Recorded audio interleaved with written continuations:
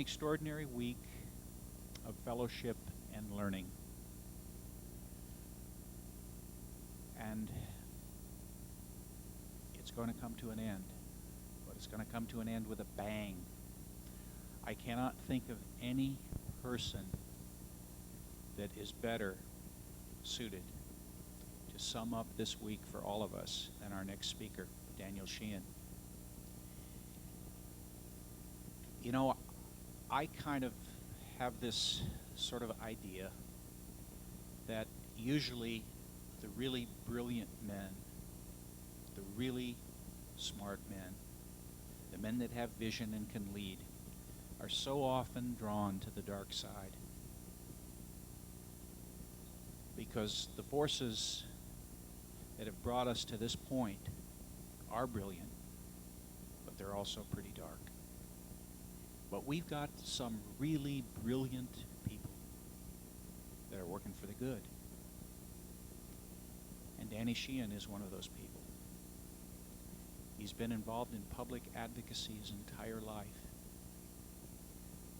He rubs shoulders with the people that actually make things move, shake, and change.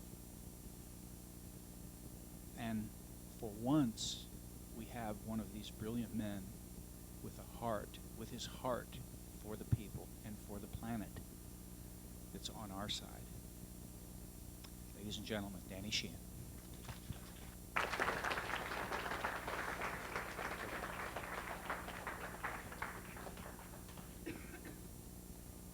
Well, good afternoon. This is actually my third presentation that I've been privileged to make at the International UFO Congress. The first was back in 1994 in my capacity as the legal counsel for Dr. John Mack. At that time, you recall, Dr. Mack had been brought before a committee of the faculty of Harvard University as a result of his having published his book, Abduction: Encounters Between Humans and Aliens. And I was asked at that time to come before the Congress to give a briefing as to how that had gone, that confrontation with the Harvard faculty.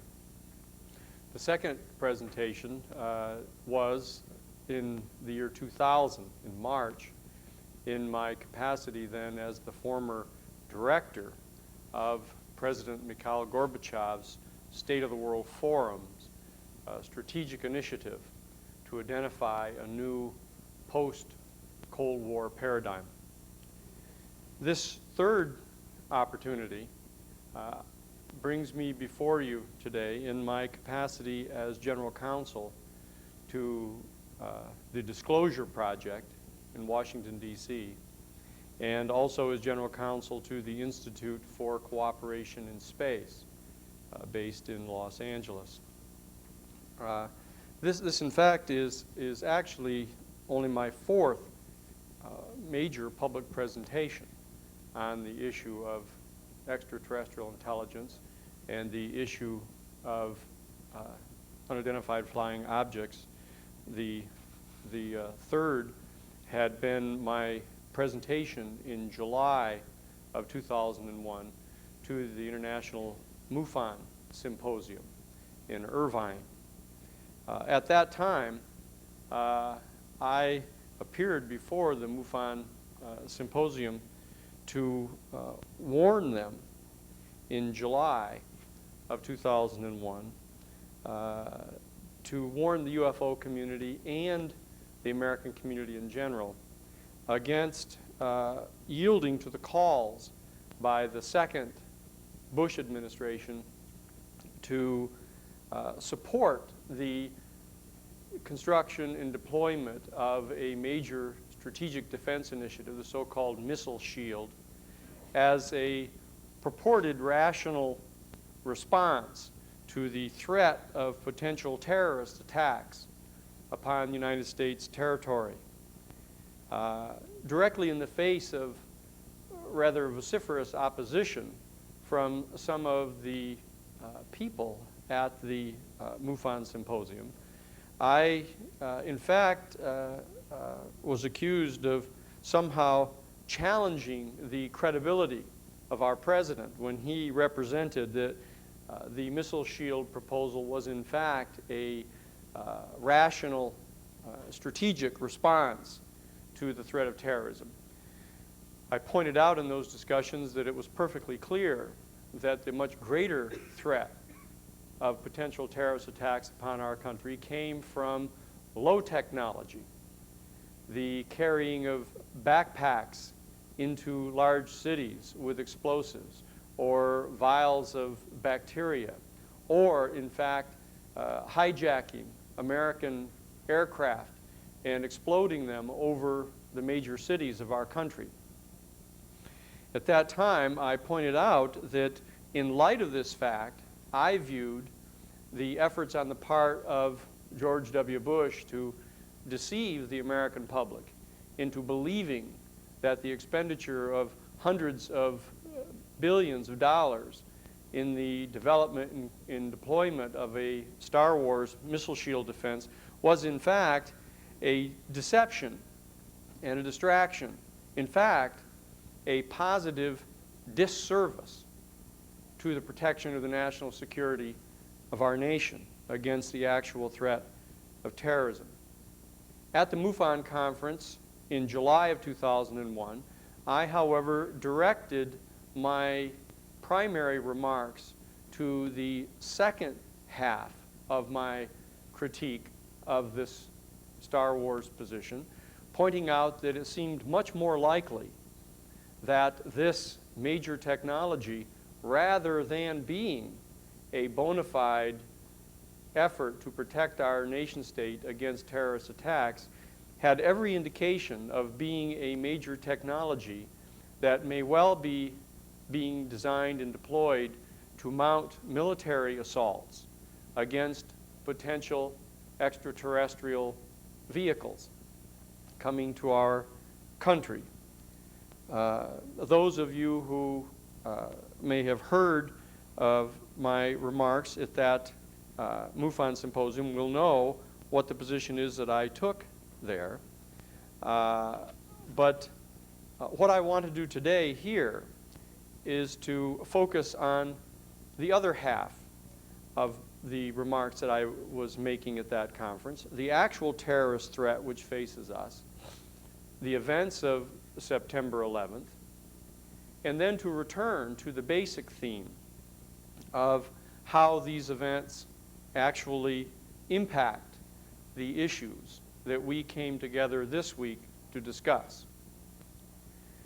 Now, in coming here this week, you may have heard some rumors of comments that I had made at the local Bay Area, San Francisco Bay Area UFO Expo last week on the 15th of September, just a few days after the attacks on New York and Washington. That you may have heard that some of the people there, in being present for the keynote address that I made, I was in fact invited at the last minute to make the keynote address at that local regional gathering because Richard Hoagland canceled his appearance, saying that he thought that it was inappropriate to go forward with the gathering. And the guest speaker for the keynote address was unable to get out of Boston. So Victoria Jacks contacted me and asked if I would be available to make the opening keynote address, and I did. So many of the people there, some of the people there at least, were disturbed because it was the first time within the first 100 hours of the attacks that they had heard anyone raise a voice expressing concern about the events that had taken place, not from the point of view of simply blindly supporting the calls on the part of the executive branch for mobilization for war It was the first time that they had heard anyone raise a voice that they thought was somehow being critical of the president in times of crisis, or somehow unsupportive of the nation in the midst of its mobilization for war. What I would like to do this afternoon in my brief comments is to expand and amplify my remarks that were made at the MUFON conference in July, and to make clear that what I am saying here is that I believe that the crisis in which we find ourselves presently engulfed here just 10 days after the attacks on New York and Washington represents not simply a potential calamity for our nation that is even more extensive than you might possibly have imagined up to this point, but that it also represents an opportunity for a potential new future which could in fact transform the events of this Black Tuesday into an actual test which, if we are able to pass this test presented to us, might just qualify us as a species for citizenship in the larger galactic family, which we have all been striving to merit throughout our entire lifetimes. To context this presentation, I would like to first briefly review the main points of the presentation that I made at the year 2000 UFO Congress. So you can see how this opens on to the explanation of what these events of the past week really have meant. In that presentation, very briefly, I explained some of my background, in which I pointed out that in addition to my having been legal counsel for Dr. John Mack at Harvard, I had also been contacted by the United States Congressional Research Service back in 1977 by Miss Marcia Smith, who was the head of the Science and Technology Division of the Library of Congress Congressional Research Service. He was asked to participate in the preparation of a major study which had been requested by President Carter on the issue of extraterrestrial intelligence and the UFO phenomenon. I pointed out that in that context, I had gained access to a portion of the Project Blue Book files that had previously been classified, and I had personally seen photographs in those classified documents which convinced me that the United States government had in fact recovered one or more extraterrestrial vehicles. And therefore, I pointed out that I was prepared to make a number of basically conservative assumptions about the issue of extraterrestrial intelligence and the UFO phenomenon, which I shared with the Congress at that time in March of 2000. I set forth 12 basic conservative assumptions about the issue of extraterrestrial intelligence, and I pointed out that as a result of these presumptions, I thought that there were 7 basic potentially alternative theoretical explanations for what the UFO phenomenon was in light of the assumptions that I shared about the issue of extraterrestrial intelligence. I pointed out that it was my opinion that these 7 alternative explanations for the phenomenon seemed to be the result of the imposition upon sometimes ambiguous and extraordinary data of alternative worldviews that we as human beings tend to adopt. And therefore, the the data that we were experiencing was being extrapolated upon as a result of the worldviews that the observer shared. And therefore, there had resulted within the UFO community, the public interest community, a tendency to engage in attacking each other and condemning and criticizing each other's opinions about the phenomenon, which tended, in my opinion, to potentially render this particular public interest community less effective than we might otherwise be. I pointed out that I had served as legal counsel to a number of major public interest organizations throughout the years, which had resulted in major investigations of everything from the private nuclear industry in the Karen Silkwood case, in which I served as chief counsel, all the way to the Iran-Contra investigations, in which I supervised the major private investigation of the off-the-shelf enterprise of Oliver North and Richard Secord and Albert Hakim. And I was the first person to testify before the United States Congress in October of 1986 to reveal to the Congress the existence of this off-the-shelf operation, which generated the appointment of Special Prosecutor Lawrence Walsh. In that context, I pointed out that based upon my experience in dealing with other major public interest organizations, I had found similar difficulties, and that therefore I might be able to be of some counsel to our public interest community dealing with the issue of extraterrestrial intelligence and the UFO phenomenon. I pointed out that I'd been asked to initiate this type of a council for the Disclosure Project in Washington, D.C., and for the Institute for Cooperation in Space in Los Angeles. And therefore, I proposed that we start out by endorsing a set of fairly conservative principles, which I thought were pretty much beyond any really justifiable dispute, and that we move forward there to support the undertaking of a major private professional investigation, as we had in the Silkwood case, in the Iran-Contra case, and with regard to the American Sanctuary Movement that I served as general counsel for, and that we therefore bring this to some more effective focus and resolution. I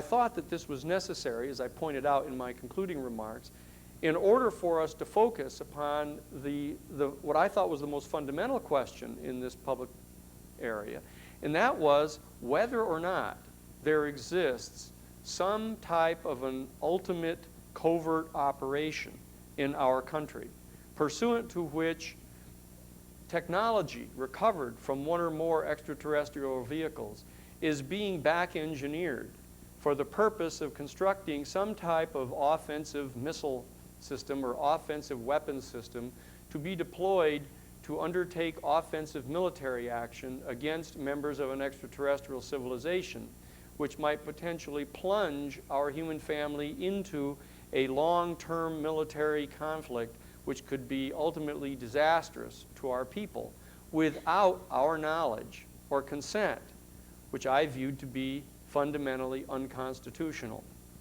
And at the same time, I thought that it was necessary to get to the bottom of this particular question in order to develop an alternative paradigm, a new world view, on the basis of which we would be able to, together as citizens on our planet, overcome this potential tendency to respond to the extraterrestrial presence with a military option, or, on the other hand, to simply fall down before this extraterrestrial civilization and put ourselves into an ultimately subservient posture, failing to understand what the particular qualities of our human species may well be, which not only entitle us to full and equal membership in the galactic civilization, but which in fact might even make us an extraordinary and indispensable element of such a civilization.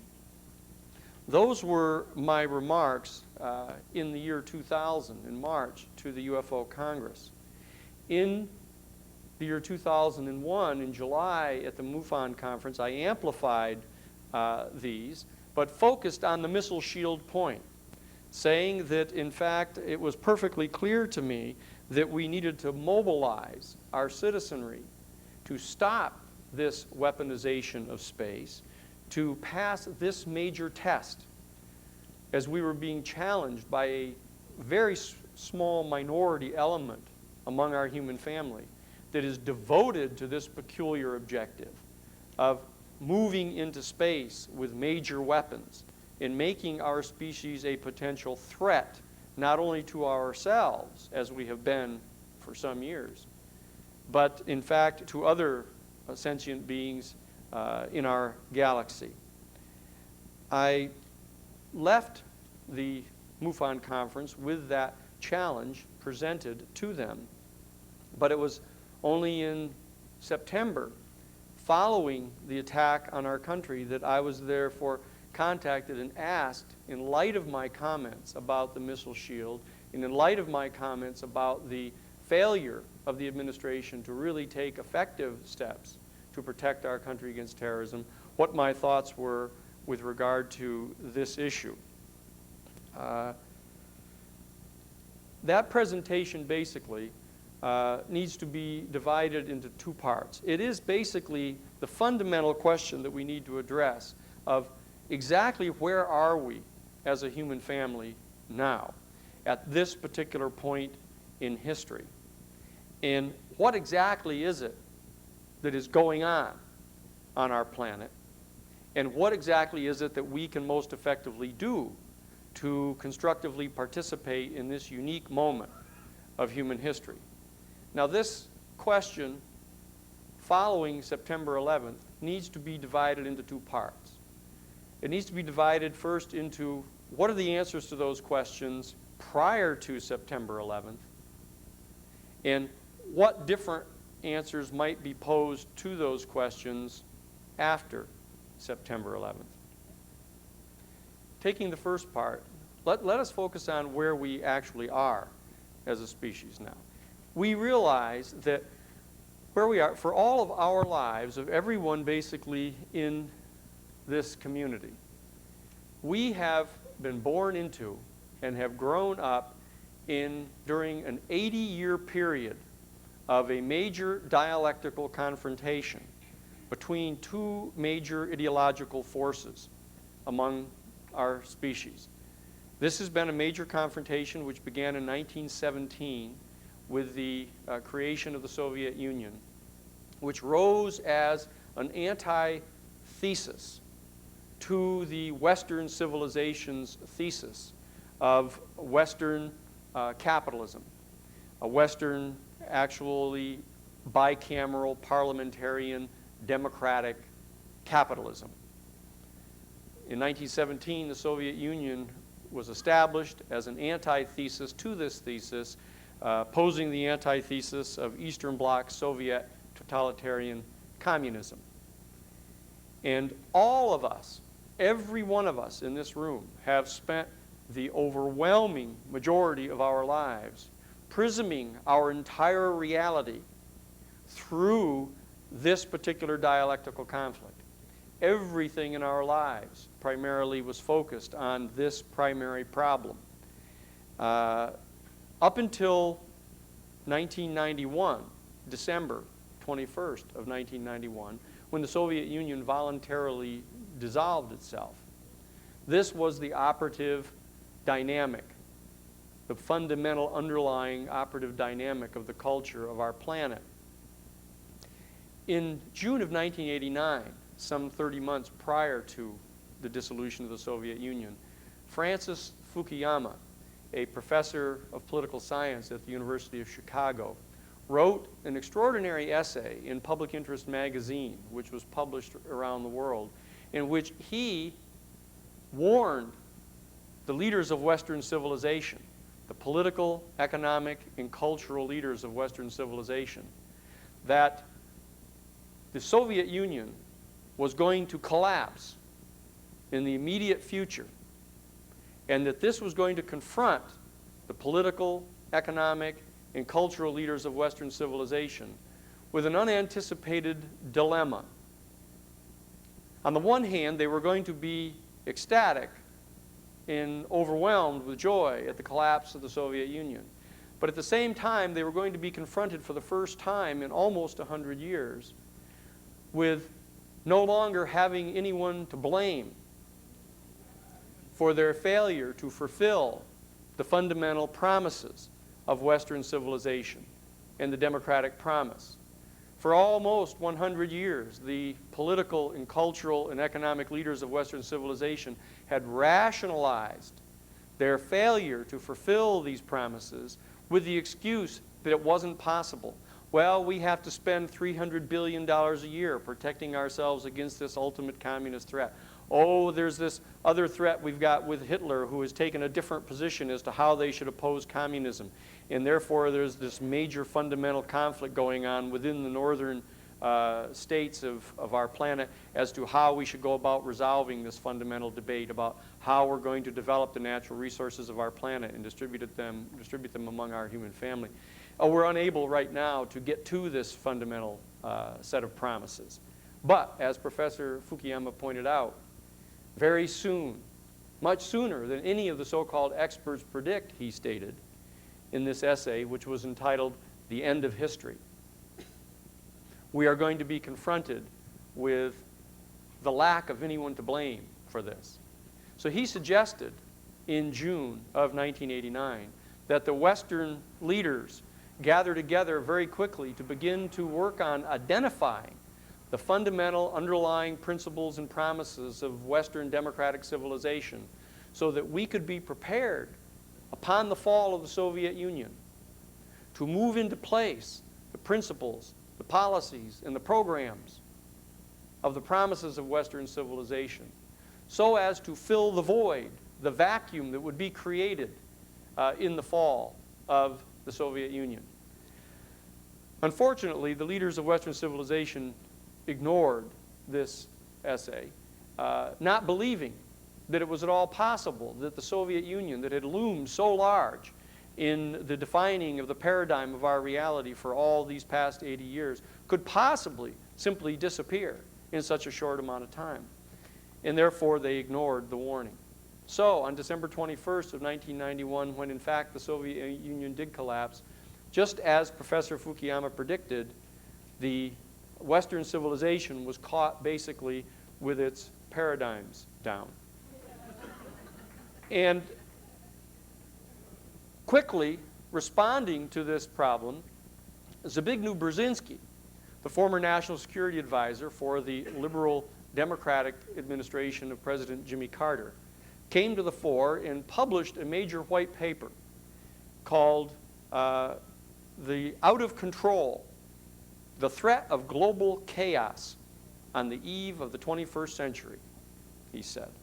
And he pointed out there that, in fact, it was going to be essential to establish a new organizing principle for our planet here at the end of the Cold War, that we no longer had this dialectical dynamic going on between Western civilization and the Soviet Union so as to engine the basic ethical, normative decision-making processes of our culture.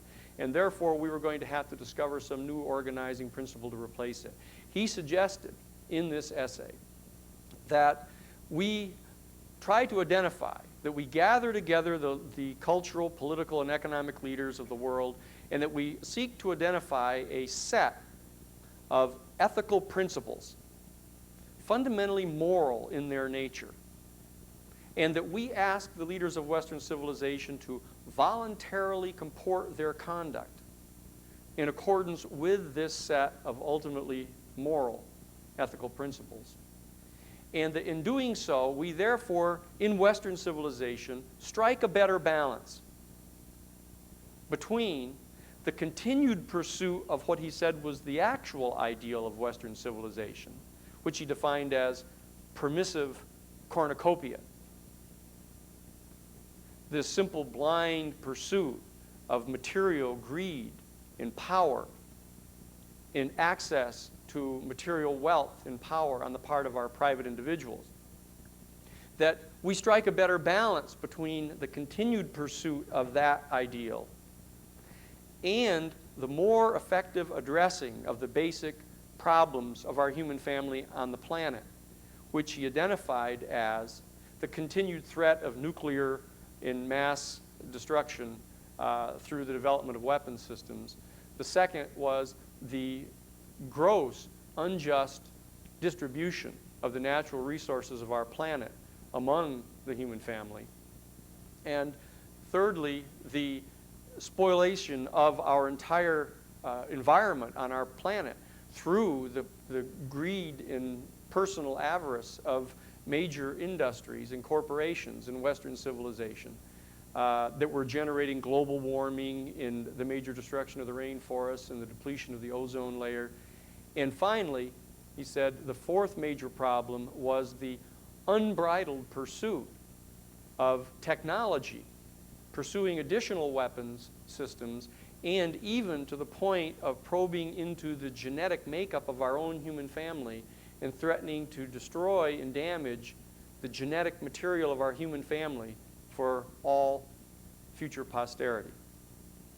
Now, he set this forth in a major response to Fukuyama's challenge of 50 months earlier, but instantaneously, in response to this liberal proposal, the conservative community in Western civilization responded through Professor Samuel Huntington. Samuel Huntington is the Olin Institute Director of International Relations at Harvard University. He is also a major spokesperson for the Council on Foreign Relations of the Trilateral Commission of David Rockefeller. He is also the president of the American Association of Political Science. This is no mere person standing on a soapbox on a corner.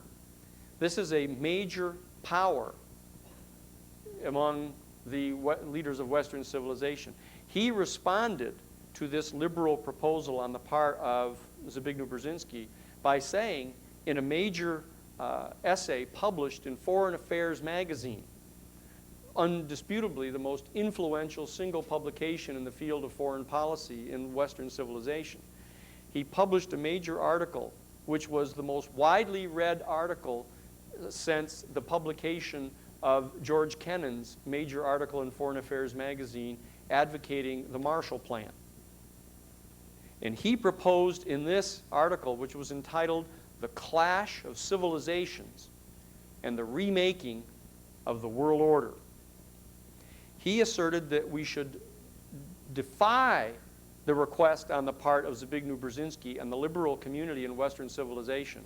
We should not, in fact, engage in any type of undertaking to attempt to identify some vague set of ethical principles fundamentally moral in their nature and ask people to voluntarily comply with these, because if not, there was a threat of global chaos on our planet. He said that the alternative challenge that was really facing our planet at the end of the Cold War was the threat of the rise of the Asian Empire. He said that China was going to be rising in the next 20-year period to a position of major cultural and economic power, to the point where they would ultimately, within 20 years, be dominating all of the planet and dominate Western civilization. And that he called for the mobilization of Western civilization not to attempt to identify some set of global principles that could apply globally to everyone. He said, instead of doing that, what we should do is direct our attention to identifying those exclusive principles which distinguish Western civilization from Asian civilization. And, by the way, he said, Islamic civilization as well. And what he did is he issued a clarion call to the political and economic and cultural leaders of Western civilization to band together to actually establish a physical territory of Western civilization, including maps in his book, which he published 2 years later of the same title, in which he said, here are the boundaries, the high water marks of Western civilization geopolitically. This was a map of the Treaty of Westphalia of 1648. And he put these maps in his article and in his book, and he said, these bound the territory of Western civilization. And within Western civilization, which, by the way, include all of South America and all of Sub-Saharan Africa, because these, he said, are Christian civilizations. And that what we should do is we should focus upon those unique qualities of our Western civilization which distinguish us from Asian and Islamic civilization. And we should self-consciously strengthen these principles within our borders. Therefore, we should understand that we should get past all of these inclinations to multiculturalism and all of this multi-ethnic engagement that we're engaged in Western civilization. We should understand that our civilization is in fact defined by the call of Western, Caucasian, Catholic Christianity. And that there is an undertone as well of Judeo-Christian ethics in this. But that ultimately the organizing principle resonates with a Catholic, Christian, Caucasian worldview. Now, that was a serious bone chiller to read that type of proposal from a person that has the kind of influence and power that Samuel Huntington has. What happened after the publication of his article, that there began to be a dialogue going on between the advocates of Zabrinsky's liberal organizing principle and the conservative proposals made by Samuel Huntington. But there threatened to be a monopoly, basically, actually a duopoly going on, that these were the only two possible alternatives that could really be entertained by anyone. So actually at that point, I was contacted by President Mikhail Gorbachev, actually the director of his Gorbachev Foundation, Dr. James Garrison, and asked if I would chair a basic commission of world leaders to try to identify some alternative paradigm to the classic Western liberal, democratic liberal paradigm, or the Republican conservative paradigm, to at least put on the table some type of alternative set of choices that our human family might have from among which to choose. I did, in fact, accept that position, and up until the year 2000, I chaired that and directed that strategic initiative to identify a new post-war paradigm. And we identified 7 alternative paradigms that actually splay themselves out across a continuum that have been elucidated by our human family at various times in history and have in fact constituted the fundamental predicates of a major civilization at any given time in our human history.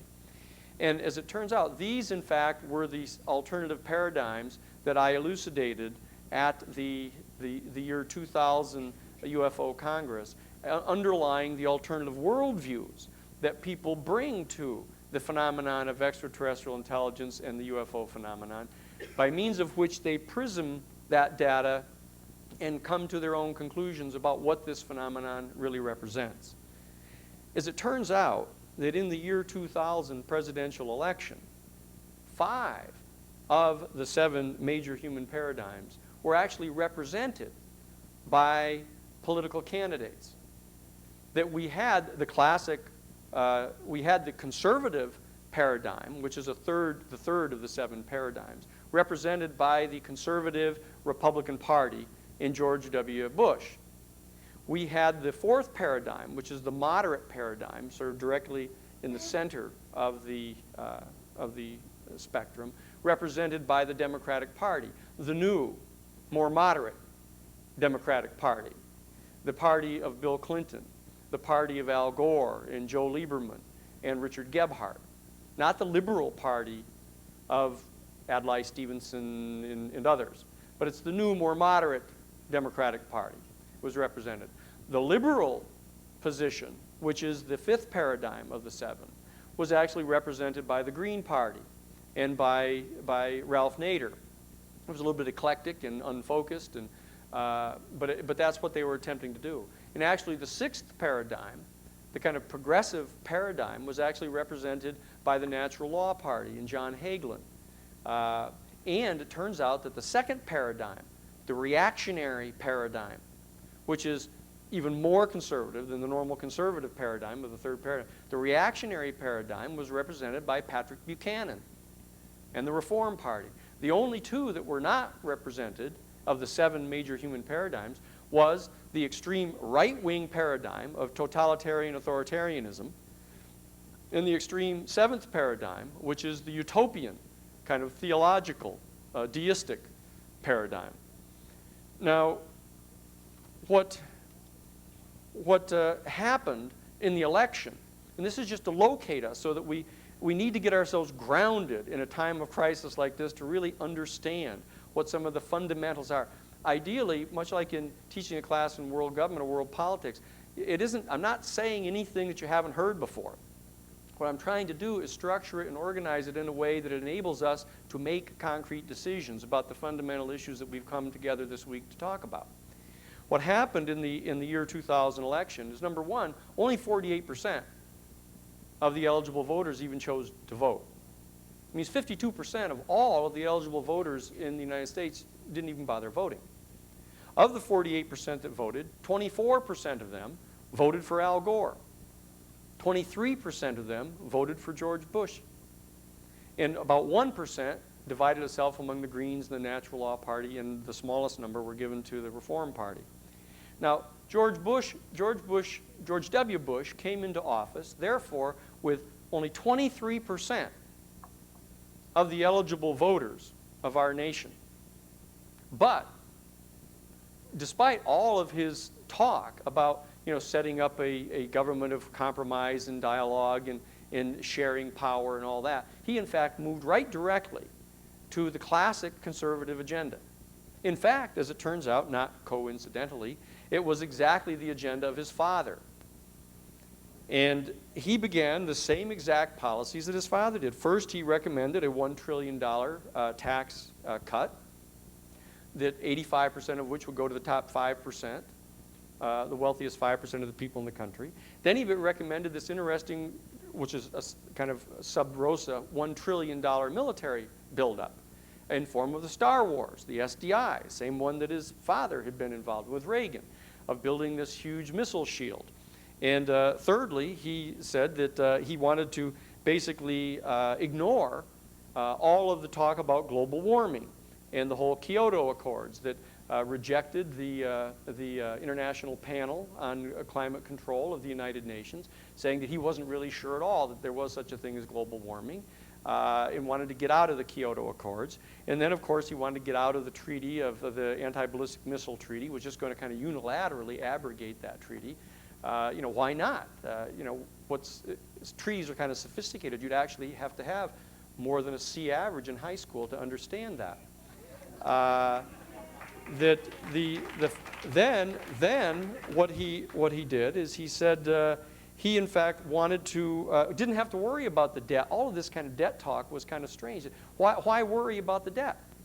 Because if we're going to give a $1 trillion tax rebate and then have a $1 trillion military budget, so the whole surplus that had actually been generated over an 8-year term of the Clinton administration was going to be used up. In fact, it would result that when the baby boom generation began to come to retirement age, they would have to borrow more money because there was no surplus. They were actually going to invade the Social Security lockbox. They were going to invade the Social Security fund and pay that money out as well. Just exactly the same position that his father had taken. And what's wrong with debt? I mean, in fact, the entire banking industry runs on debt. The fact is, our debt is their profit. That's how the whole system works. So what's so bad about that, he said? Being on the end that received the profit rather than the debt, as a rule. And so he began this program, but most importantly, he continued a major program which had been underway from his father's administration that is less known to our people. and that is he began to press forward on the construction of a major new international super state, which is termed the Northern Industrial Alliance, which is quite unknown to most everyone here, but in fact was the subject matter of a major white paper that was prepared by his father and with his head of his Joint Chiefs of Staff, Colin Powell, back in 1991. It was a strategic paper that was called The Projection of U.S. Military Power into the 21st Century and Beyond. And in that white paper, they specifically advocated restructuring the entire military structure of the United States military to move away from strategic intercontinental ballistic missiles and strategic bombers and to move into, you may have heard about this, the ability to launch 2 major theater-level wars at one time, and to move a significant amount of money into a new alternative form of war, which they called low-intensity conflict. Low-intensity conflict was covert warfare. Low-intensity conflict is conflict which is undertaken primarily by the Operations Directorate of the Central Intelligence Agency under Section 5412 of the National Security Act of 1947, in which they are authorized to engage in major covert operations. These are the exact same kind of covert operations which in fact generated the Iran-Contra scandal. The major assassination of foreign heads of state, the rounding up of people who oppose U.S. economic policy and having them tortured by people who are financed by the American Central Intelligence Agency, such as went on in Latin America against the Nicaraguan Sandinista. That actually led to the rise of the Sandinista into power in Nicaragua because of the activities of Anastasio Somoza and his major National Guard down there. The same thing that happened in the Middle East with regard to the Shah of Iran and his major Savak forces, who capture and torture and execute thousands of people who oppose the economic policies of the Shah of Iran, which were, in fact, not coincidentally, directly contrary to the policies of Mossadegh, who was overthrown in 1954 in Iran by the United States Central Intelligence Agency. Actually, the nephew of Roosevelt supervised that overthrow and put into power the Shah of Iran. Now, these are the kinds of policies that were the major focus of Bush and his administration. You shouldn't be surprised, since he was, in fact, the head of the Central Intelligence Agency in 1976. The fact that he happened to think that was the way that the world should be addressed shouldn't have surprised anyone. And when he became Vice President of the United States in the Reagan administration, you should not either be surprised that he, in fact, was the de facto President of the United States for both of the administrations of Ronald Reagan. It wasn't Ronald Reagan any more than George W. Bush is the President of the United States at the present time. The simple fact is that as nice a fellow as a lot of people think President Reagan was, virtually everybody realized that it wasn't President Reagan that was really making the key decisions.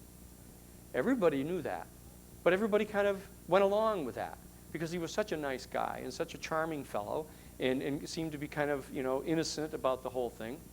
But there were competent people behind him, such as George Bush, who was his vice president, and as such chaired the 5412 Committee of the National Security Council that made all decisions with regard to covert operations worldwide. And George Bush also happened to chair the South Florida Drug Interdiction Task Force that was responsible for allowing thousands of tons of cocaine to come flowing into the United States, which, lo and behold, it turned out were being used to fund what? The military supply of the Contras and the purchase of TOW missiles going into Iran. And why were the TOW missiles going into Iran? Wasn't that strange? Why would we, in fact, sell TOW missiles to the Hezbollah, who are, in fact, avowed enemies of the United States? The fact of the matter is we sold the TOW missiles to the Hezbollah because the Hezbollah, in October of 1984, had kidnapped William Buckley, the other William Buckley, not the famous author, but in fact, the William Buckley, who was the Beirut station chief for the United States Central Intelligence Agency, who was in fact supervising major covert political terrorist activities against all of the opponents of the United States policies in the Middle East. And what were those policies in the Middle East? To protect the oil and the access to the oil. The same reason that George Bush Sr. fought the Persian Gulf War. which is now said with great facility by all of the major commentators whenever they mention the Persian Gulf War, of course, which was fought to protect the oil. But the fact is that during the entire buildup to that war, if anyone suggested that they were doing this in order to protect their access to the oil, you would have been considered unpatriotic. You would have been considered some type of Marxist analyst to suggest that that was actually going on. And now it rolls right off the tongue of every single one of the major commentators. They just talk about it just like water flowing down the hill. Now, the fact of the matter is that George Bush Sr. was the major dominant force inside both Reagan administrations, then his administration, and he is the dominant force inside the present administration. I don't believe that anybody with a political IQ above room temperature believes that George W. Bush is capable of being president of the United States. I just don't believe that it's true. What people think is that he represents a whole bunch of very competent people. There's a whole bunch of competent people around him, like Colin Powell and like, his Vice President Cheney, and he's got a great national security team, and he's got his father who gives some advice. But nobody, I can't believe that anybody really believes that he has anywhere near the credentials or the qualifications to be President of the United States. That what's happened here is we have all allowed ourselves to kind of fall into a posture where at first we didn't really believe it could possibly happen. And so people said, it can't really possibly happen. I'm not going to get too mobilized about this, And then you had commentators saying things like this, which you've all heard. They say, well, he's going to have his first debate now with Al Gore. Could be kind of problematic since he had a little bit less than a straight C average in high school and college. And here's Gore with a straight A average out of Harvard University. He's probably going to mop the floor with this guy. And you would hear commentators say, well, all George W. Bush has to do is not fall out of his chair. Not fall out of his chair during the debate, and he's going to exceed expectations. And if he can exceed these expectations, then his stock is going to go up. And that's what happened. We saw that happen time and time again. He would basically strap him into the chair before the debate would start, and he would say the same simple things over and over again. And then they mobilized the entire machinery of the Republican National Committee and Party and basically put him in as a figurehead. As a person who could get up there, and if you gave him the 3x5 card and just gave him a chance to talk about stuff, he would say that and get right off. And then all the more competent people all around him would move into place and do the large press conferences, would answer the questions, would do all the stuff. Now, the fact of the matter is that we knew that prior to September 11th, we all knew that this was going on. And we all knew that what was getting ready to happen was that while George W. Bush had this one term in office where he was going to push for the tax cut, push for the Star Wars, push for eliminating the surplus, generating a massive debt, was going to spend the Social Security reserve, was going to be doing everything he could to bolster petroleum and try to build new nuclear facilities, a very popular position among most people who've gone to college, that he was going to try to build major new nuclear facilities. Not the least of which is myself, who happened to represent Karen Silkwood, which declared unconstitutional the Price-Anderson Act, which placed the cap on the financial liability of the private nuclear facilities. Since the day we won that decision in June of 1979, not one single private nuclear facility has been ordered in the entire United States. And the reason for that is because anybody of borderline competence who analyzes that understands that it's absolutely ludicrous to try to do that, to try to power your house with atomic power. I mean, that's like trying to light your cigarette with a shotgun, and everybody knows that. So they said, look, there's alternatives. There's solar power, there's geothermal power, there's all kinds of alternative things. But we knew, before September 11th, all of us knew that George Bush Jr. was going to come on and he was going to advocate the major petroleum industry. Why shouldn't he? I mean, the first job he ever had when he came out of college was president of the Zapata Oil Company, which was owned by his family. Why shouldn't he? I mean, as far as his worldview is concerned, that's how you power things. And so that we knew he was going to be doing that, and just exactly like we knew every one of those things, we knew that the Democrats were going to win the Congress in 2002. I don't think that there's anybody who is even graduated from high school that doesn't believe that the Democratic Party was going to win the elections. All they have to do, they're going to win probably 6 additional seats in the United States Senate. You already see Jesse Helms is retiring, Strom Thurmond is retiring. You're seeing them all jumping off the ship now. That the Democratic Party is going to win in 2002. They're going to probably take from 13 to 20 seats in the House. And so they're going to have control of the United States Congress in the year 2002. And then everybody knows that George Bush is going to continue to do the kind of things he's going to be doing, and that by the time 2004 comes along, everybody's going to start saying, you know, the Democrats are going to say, give us a Democratic president. Give us a Democratic president, and we can undo all of these things that this guy is doing. And we can get back on course. We can undo the spending us into debt. We can reestablish the economy. We can do all of these kind of things. And that, in fact, less people knew, but it's equally true, that the candidate of the Democratic Party was going to be John Kerry. John Kerry is the junior senator from Massachusetts who had been basically promised the vice presidential nomination in exchange for his agreement to step down in the investigation of the Senate Select Committee on Terrorism and Narcotics, investigating the entire Iran-Contra decision, when, lo and behold, much I assume everyone's surprised in this office, that all of a sudden the United States Congress found themselves incapable of figuring out what was going on in the Iran-Contra crisis, that they couldn't understand what was happening in that. It was too complicated for anybody to figure out what was happening. We figured out what was happening.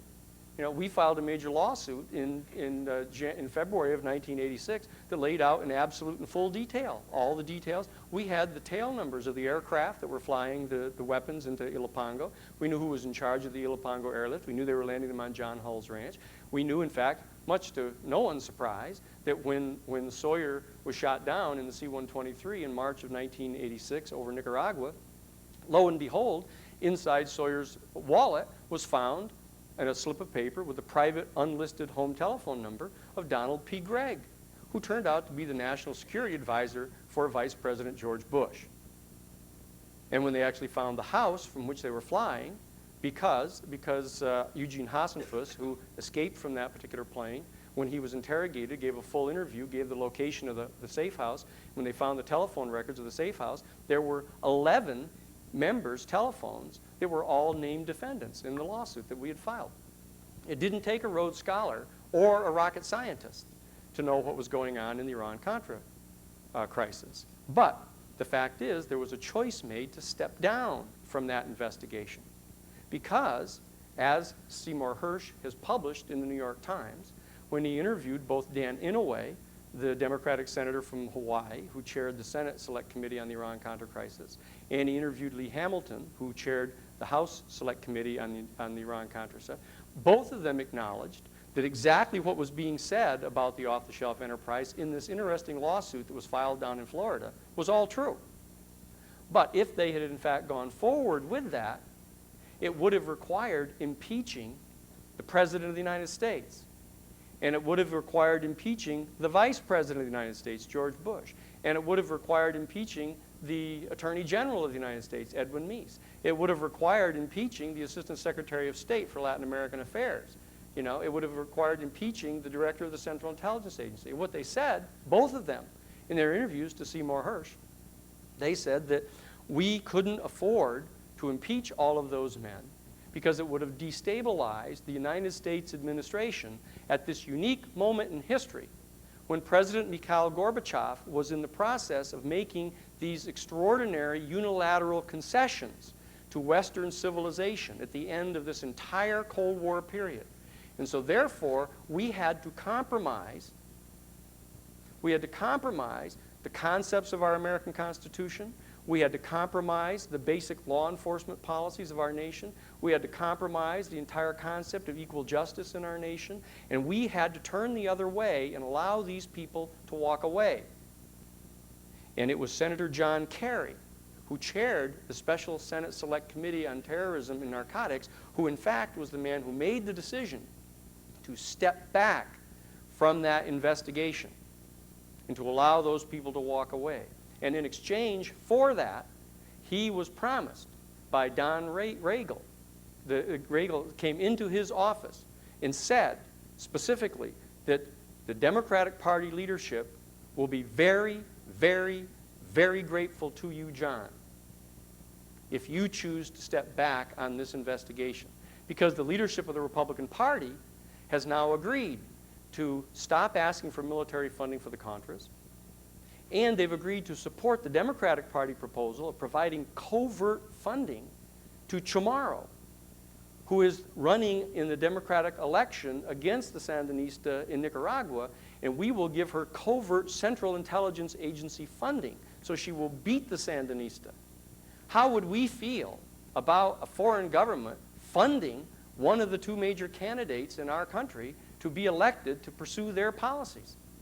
But they were going to compromise international law, the concepts of integrity, of the sovereignty of other nations, to foist their decision upon them. And John Kerry, the junior senator from Massachusetts, chaired that committee and made the choice to step down in exchange for an effective promise that he would be designated by Al Gore as the vice presidential candidate when Gore received the nomination.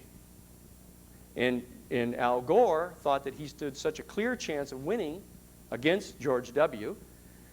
that he could, in fact, exercise his power to choose his own vice president. And he went to Joe Lieberman, who happened to be the first of the Democrats who stood up and challenged Clinton when he was lying about whether or not he was having sexual relations with the woman. And so that's what happened. So he said, I'll take Joe Lieberman and play the Clinton card. I won't even have Clinton come and campaign for me. Clinton can just stay home, and I'll get Joe Lieberman, and I'll play that card, and he didn't win. And so what we have is the entire leadership of the Democratic Party now going, shame on you, Al, for that. Al Gore is a political dead man. A political dead man. And no matter what he tries to do, he's not going to get the nomination of the Democratic Party. It's going to be John Kerry who's going to get the nomination. And so that all of this is taking place. All of this is taking place before you. Now, I know that we like to gather together and we read books about the kind of secret government, and we read books about how they're hiding the UFO information, etc. But if you don't understand the most basic, fundamental, operative principles of American politics, you're not going to be able to be effective at addressing the issue that you want to get addressed. You've got to know what the structures are and the dynamics are of the government with regard to whom you're trying to get to do things on this issue. So what I'm saying is that this is in fact what was getting ready to happen prior to September 11th. And it was just, the die was cast on this taking place. And it was going to be clear that when the presidential election took place in 2004, a major surge of people were going to come out to vote.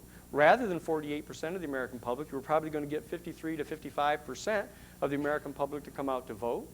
And probably 30% of the eligible electorate were going to vote for John Kerry for president. And the same 23% that voted for Bush before would vote for him again. So you'd have like a 30% for Kerry and 23% of the eligible voters for Bush, and he would lose. And Kerry would come into office. And Kerry would then move right straight to Zbigniew Brzezinski's layout of the whole liberal democratic paradigm, saying, oh, let's engage in a major crusade to identify a set of basic ethical principles that are fundamentally moral in their nature. And if we can get the leadership of Western civilization to voluntarily comport their conduct with these, we can in fact strike a better balance between the continued pursuit of other issues and the better addressing of these major world problems. And what would happen is they would not solve these world problems. They would not abandon the basic premise of permissive cornucopia. They would not abandon their commitment to the petroleum industry. The Democratic Party position is, the Republican George W. Bush position is that we're not going to stop doing petroleum at all. In fact, we're going to do more petroleum. We're going to dig up the northern slopes of Alaska. We're going to do more offshore drilling. We're going to be more dependent upon petroleum. You know, fie on all these people talking about global warming. The position of the Democratic Party is, well, we're going to reduce our dependence upon petroleum by 7% by the end of this decade. The International Panel on Climate Control of the United Nations states that if we do not reduce our planet's dependency upon the use of petroleum by the end of this decade by 70%, by 70%, we are going to be wedded, irrevocably wedded, to an 11.5 degree Fahrenheit rise in the mean temperature of our planet over the next 100-year period, which means a 40-inch rise in the sea levels, which means the utter destruction of some 26 nations and the devastation of some 30 other low-lying nations and the destruction of places like New York City and the California coastline that will make September 11th look like a holiday. That is the Republican and Democratic Party agenda that was in place before September 11th. Now, what was our response to this? Our response to this was what I set forth in front of the MUFON conference in July of 2001. Look, we cannot stand by and allow this to happen. We cannot stand by and allow this to happen, because if we do, we are going to be responsible for the devastation of tens of hundreds of thousands of lives all throughout the world. Does anybody here think that the rest of the people in the world don't know this? That we are the only ones who don't seem to realize this? The fact is that certain peoples around the world do know this, and they're taking fundamental positions on this. And they're going to undertake radical action out of their helplessness and out of their hopelessness to attempt to bring this to the attention of the people of our country. This is why what happened on September 11th is not just a mere stroke of bad luck. This is not simply a mere accident or mere misfortune. This is, in fact, a tragedy of the high Greek nature. A tragedy is, in fact, the downfall of a major heroic figure brought about by that figure's failure to understand and to come to grips with a fundamental flaw at the center of his or her character. And that is why every single one of the reports that you hear refers to this as a tragedy. This is a tragedy that has befallen our people. And when they start to say that these people were completely innocent people, they at the same time refer over and over to the World Trade Towers as, in fact, the virtual symbol of the economic hegemony of our nation over the world. They refer to the United States Pentagon as the absolute symbol of American military domination of the planet. And yet, all the people who are there are completely innocent. They will, in fact, report, for example, they have the brother of the pilot of Flight 11 that came out of LaGuardia. And they'll say, he was a complete innocent. He went to Boston, and he went to the local technical high school, went on to college, went into the military, flew a major military air cargo in Vietnam for several years, and moved military equipment all through Vietnam, and like just any other innocent, and went then on to becoming an airline pilot. And everybody says, excuse me, what was that middle part there about him just kind of casually going into the military and flying transports all throughout Southeast Asia, while in fact we killed millions of people in Southeast Asia, carpet bombed those people into the Stone Age, dropped napalm onto them. Some of our people got that blown right back on them. What a tragedy that is. Now, what I am saying is that this is not to engage in a mere criticism of our country. This is not to engage in a mere criticism of George W. Bush. I wish that George W. Bush had gotten what he really wanted when he decided to run for the presidency. When he said, when he was interviewed, I don't think I have a chance to win, but I'd like to get a lot of national recognition so I can become the new commissioner of baseball. It's exactly what he said, you know. I myself would vote for him to be the commissioner of baseball. The fact of the matter is, here we find ourselves faced with one of the worst tragedies that we've had to confront in our lifetimes. And we have a person representing us who every time he gets up on camera, everybody starts to bite their fingernails in hopes that he'll get off camera without doing something really awful, like saying, we're going to have to mount a major crusade into the Middle East. Now, I would feel even more upset if I thought he knew what he was saying. If he had actually read even a single book about the Crusades. Or, when in fact given the opportunity, he would basically whip out a wanted dead or alive poster. It's how we handle people down in the Southwest. You know? Now, I forgive him entirely for that. I'm not sure that I forgive us for putting him into that position. This is something that we have to be responsible for. Now, what I said to the people at the San Francisco misfortune that could have befallen anyone, not a mere stroke of bad luck that could have happened to any 6,000 people in the world, instead of the 6,333 that appear to have maybe perished in the trade towers. And not just any 200 people, but the 200 people that were working that day in the United States Pentagon. This, in fact, is a tragedy of the highest moment. And it presents us with a major crisis. Now, a crisis, as you all probably know, a crisis, the Chinese symbol for crisis, means the threat of major calamity. But it also means the potential opportunity for an extraordinary breakthrough in a positive direction. And what I shared with the people at the San Francisco Bay Area UFO Symposium was that we need to look at this crisis to understand what the potential opportunity is that we have before us.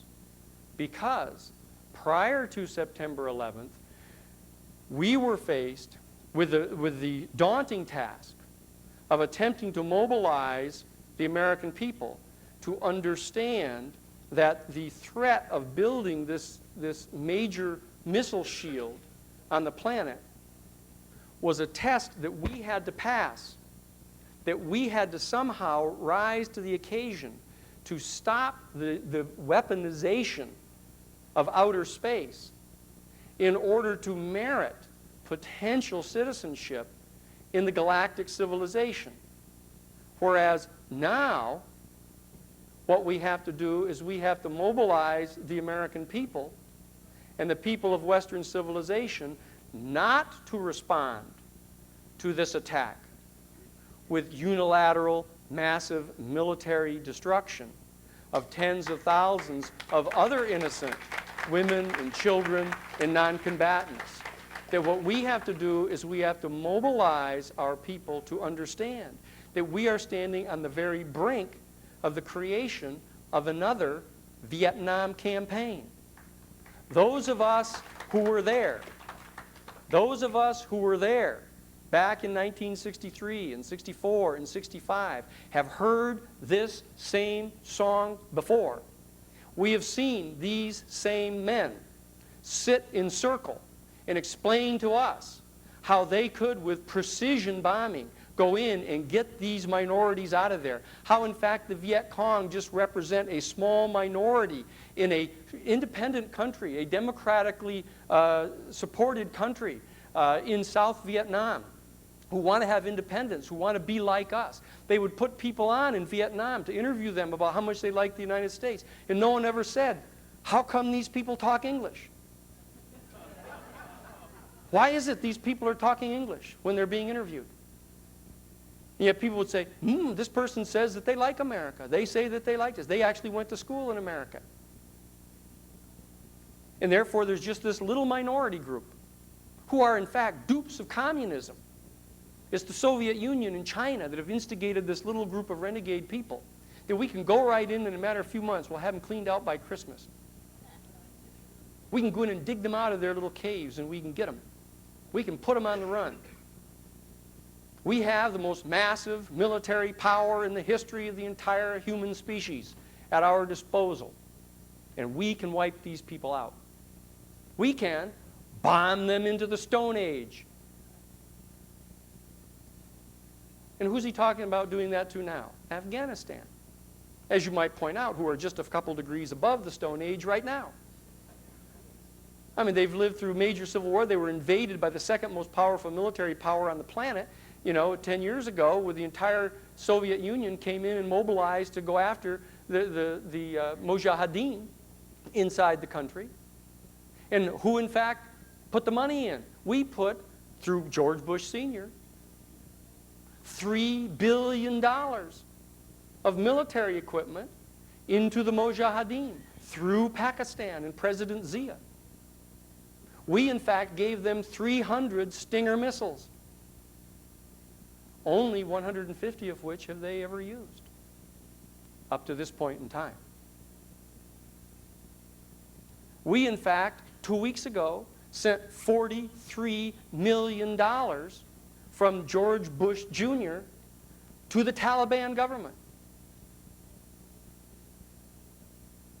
to help us in the drug war, to eliminate the poppy fields, which are, in fact, the major source of funding for the Mujahideen that we supported. Just like the major opium fields were the major source of support for the forces in the Golden Triangle that supported the American policies in Vietnam, in Laos, in Cambodia.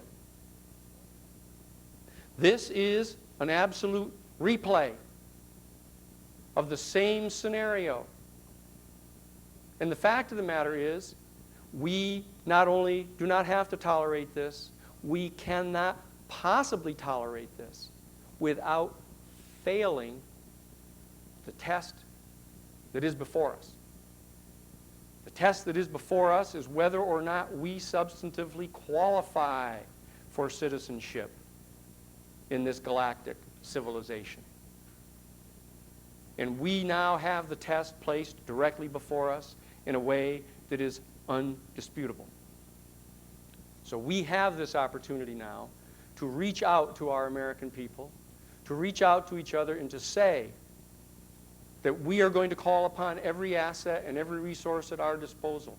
Not only were we there, most of us, when we heard this song being played before, leading us to war in Vietnam, but in fact, we know what the test is that is before us.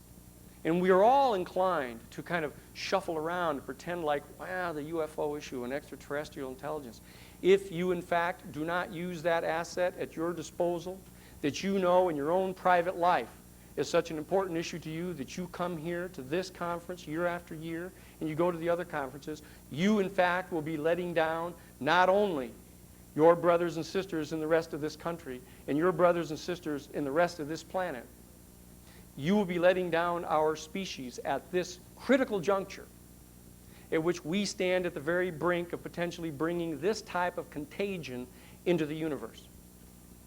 And that is the test that I believe that we have before us today. And that is why I believe that it is not only appropriate that we gather ourselves together here, while others are saying, oh, this might be inappropriate. We, in fact, need to be engaged in just simple mourning and mobilizing for war against terrorism. This is not only appropriate, this is absolutely mandatory that we gather, that we, in fact, come to understand what the connection is between what is going on right now and what the promise is that lies just beyond the horizon of our species.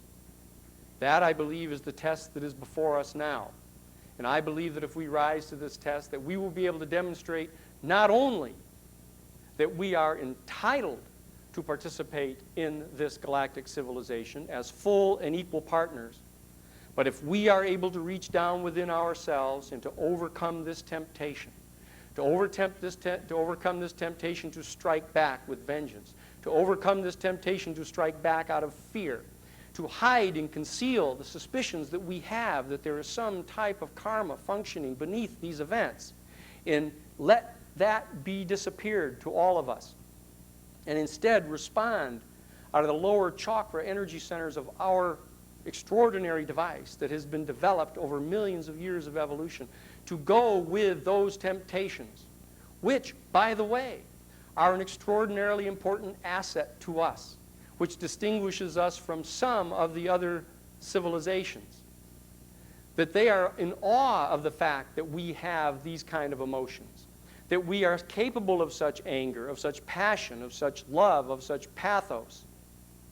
What the advantage is that we have is that we are capable of all of those emotions, which they have, for some reason, bred out of their species as a potential threat to their civilization, and now find themselves wanting those emotions again, coming to us to see how they can interbreed, how they can in fact establish hybrid species, so they can once again reclaim access to those types of emotions.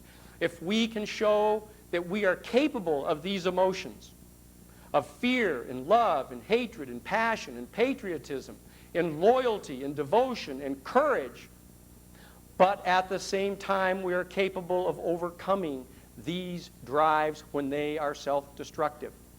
If we can reach into that other capacity that we have, that other capacity for loving, the other capacity for empathy and sympathy, that capacity for forgiveness, not only forgiveness of our enemies, but forgiveness of ourselves for our complicity in what has caused this tragic situation to befall us on Tuesday. We need to come to grips with our own responsibility for that, because we constitute only 6% of the entire human population, and every single year we share in 51% of all of the non-renewable resources that are developed on this planet in every single calendar year. And we feel entitled. And the hardest time for anyone to respond in an introspection, in an honest evaluation of what it is that he or she may have done that has brought a situation upon themselves, the hardest situation in which to do that is when one has been attacked and charged with that exact conduct. As I pointed out to the people in San Francisco, every single married person in this room knows what I'm talking about. They know that when in fact they are set upon by their mate and are accused of doing just exactly what it is that they've done, the exact response is to respond out of anger and defensiveness, and that's the last moment in which you'll ever really acknowledge that you did it. It takes you hours to finally come back to them and say, you know, you're right, I did do that. So we are faced with that exact challenge now. We have been struck upon the cheek by people who perceive themselves as having been offended and having been unjustly oppressed and victimized by us. This is the hardest time for us to look inside ourselves and come to grips with what it is that we know that we have done to contribute to this. And if in fact we are capable of finding that special quality that exists in our species and rising to this occasion and forgiving not only those who have assaulted us, but coming to understand why it is by their lights they did this, coming to understand what it is that we have done that may well have been understandably perceived by them as justifying what they did to us, and at the same time forgiving ourselves for having done it. And the only sign of true contrition is penance. And penance requires doing something about it to make it change. Not simple physical assault for this conduct. to rise above that in that special moment of temptation and to find within ourselves the spiritual capacity to rise above the instinct for revenge and anger and retaliation. Because if in fact we can find that place in us, which exists and abides in all of us as a species, if we can find that place, not only will we surprise our adversary, not only will we disarm this major potential calamity that we are in the present process of potentially bringing down upon ourselves, but we can in fact rise above that temptation, and we can show that we have a capacity that makes us not only worthy to sit on the Galactic Council as full equals to any other species in this civilization, but it will make us a party sought after. It will make us the most important people on that panel who have learned how to preserve our ability to love and to hate and to fear and to know what vengeance is, but at the same time without having to quell that in our being, without having to suppress it, without having to breed it out of our species, and therefore be wanting this in the future.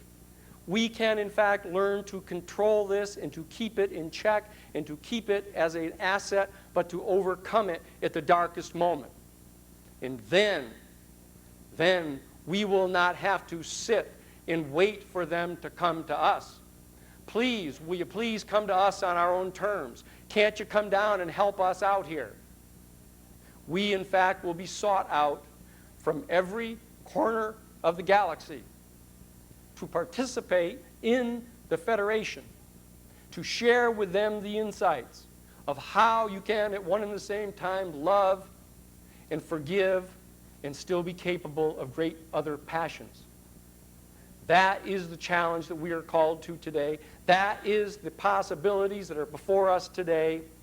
And I ask you to not only join with us, but to reach out to all of your brothers and sisters and to share with them what it is that you uniquely know, what it is that causes you to be here this weekend, not out shopping, not out at ball games, not out just entertaining yourself, but coming here together today because you've come here to listen to one message and one message primarily. And that is, how is it that I can use the unique thing that I know to help my species grow and evolve and become saved? Thank you very, very much. Thank you.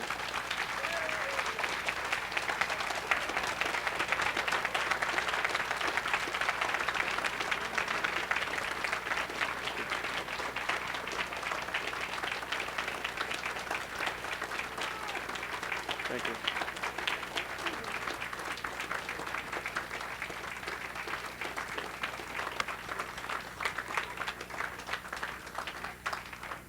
We can send them to dinner. we can all of that. Thank you, Danny. Guys, we got a big banquet, 7 o'clock upstairs.